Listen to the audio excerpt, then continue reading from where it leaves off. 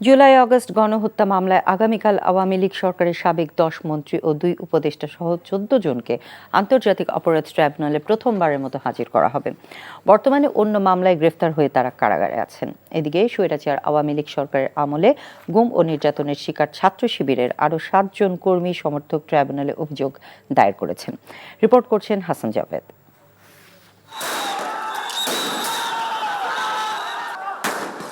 July August গণ অভ্যুত্থানে সহস্রাধিক ছাত্র জনতা হত্যার শিকার হন। এসব ঘটনায় শতাধিক অভিযোগ জমা পড়েছে আন্তর্জাতিক অপরাধ ট্রাইব্যুনালে। ইতোমধ্যে গণহত্যা ও মানবতা বিরোধী অপরাধের অভিযোগে ট্রাইব্যুনালে কয়েকটি মামলাও করেছে প্রসিকিউশন। সেসব মামলা ও অভিযোগের তদন্ত করছে তদন্ত সংস্থা। এসব মামলায় গ্রেফতার দেখানো 14 জনকে সোমবার আন্তর্জাতিক অপরাধ ট্রাইব্যুনালে হাজির করা হবে। প্রথম তাদের হাজিরার জন্য আছে যে 46 জনের বিরুদ্ধে প্রথম গ্রেপ্তারি পরোয়ানা জারি হয়েছিল, তাদের মধ্যে থেকে কালকে হয়তো 14 জনকে আমরা পাচ্ছি, এখন পর্যন্ত অ্যারেস্ট হয়েছে। তারা আসবেন তদন্ত রিপোর্টের জন্য, যদিও দিন ধার্য আছে। স্বাভাবিকভাবেই 1 মাসের মধ্যে তদন্ত রিপোর্ট তো সমাপ্ত হবে না, সেজন্য তদন্ত সংস্থার পক্ষ থেকে আমাদের কাছে বলা হয়েছে সময়ের কথা। সেই সময়ের জন্য আমরা সময় চাইব। তাদের পক্ষে যদি কোনো আইনজীবী তারা নিযুক্ত করেন, সেই আইনজীবীরা থাকবেন।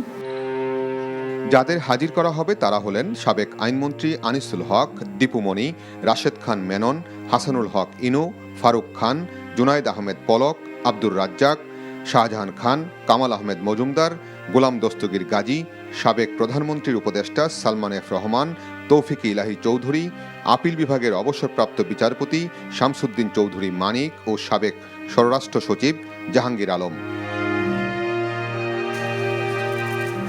এদিকে 7টি আলাদা অভিযোগে আইনশৃঙ্খলা বাহিনীর সদস্য সহ 53 জনকে আসামি করে ট্রাইব্যুনালে অভিযোগ দাখিল করেছে বাংলাদেশ ইসলামী ছাত্র শিবিরের নেতাকর্মীরা। জড়িতদের বিরুদ্ধে দ্রুত আইনি ব্যবস্থা নেয়ারও দাবি জানিয়েছেন ভুক্তভোগীরা। আমার হলো স্পাইনাল কর্ড ইনজুরি, আমার মুখ থেকে 2 পায়ে এখন অবশ। ওই সময় যারা আমাদের উপর অত্যাচার করছিল, আমি তাদের একটা বিচার চাই। আমরা ট্রাইব্যুনাল অভিযোগ দায়ের করেছি। আমরা আমাদের অভিমত, আমাদের প্রত্যাশা ব্যক্ত করেছি যে যারা এখনো মিসিং আছে আমরা তাদেরকে ফিরে পাবো। যারা এই ফ্যাসিস্ট আওয়ামী সরকারের নির্যাতনের শিকার হয়েছে, যারা এই ভায়োলেন্সের সাথে জড়িত ছিল, তাদেরকে শাস্তির আওতায় নিয়ে এসে এই ট্রাইব্যুনাল ন্যায় বিচার প্রতিষ্ঠিত করবে, সে প্রত্যাশা আমরা ব্যক্ত করেছি। এর আগে গুম ও নির্যাতন ইস্যুতে ছাত্র শিবিরের 10 নেতাকর্মী আন্তর্জাতিক অপরাধ ট্রাইব্যুনালে অভিযোগ দায়ের করেছেন। Hasan Javed, NTV news, Dhaka. টাকা চুরির জন্য যদি আমার গলায় জুতার মালা পরাইতে হয়, তাহলে আমার শালীর সাথে প্রতারণা করার জন্য তোর ফাঁসি হবে। দুলা ভাই, আপনার তো ঘর জামাই বইলা একটা পরিচয় আছে, আমার তো তাও নাই।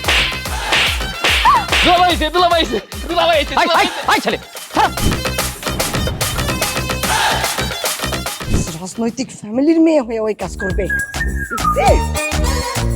যারে পাবো আরে পিটাবো, রক্তের নেশায় ধরতে, রক্তের নেশায়, কাঁচা রক্তের নেশায় ধরতে।